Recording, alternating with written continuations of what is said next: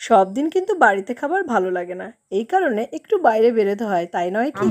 তাই আমরাও বেরিয়ে পড়লাম বাইরে একটু খাবারের স্বাদ নেওয়ার জন্য। সবসময় কিন্তু নিজেদের আত্মার কথা ভাবতে হয়, নিজেদের আত্মাকে শান্তিতে রাখতে হয়, এই কারণে আমরা বেরিয়ে পড়লাম সোদপুরের বাবু কালচার এই আউটলেটটিতে। এসে জানলাম যে এখানে ইলিশ উৎসব পালন হচ্ছে, এই কারণে আমরাও ঝটপট করে আর দেরি করলাম না, আমরা অর্ডার দিয়ে দিলাম ইলিশ থালি। একটা থালিতে তো হবে না, এই কারণে একটা ইলিশ থালি আর নিয়ে নিলাম আরেকটি হচ্ছে ভুরিভোজ থালি। এই ভুরিভোজ থালিতে কী কী আছে আর এই ইলিশ থালিতে কী কী আছে তোমরা দেখতেই পাবে।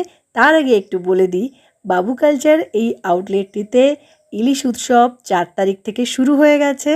এখানকার অ্যাম্বিয়েন্সের কথা তো না বললেই নয়।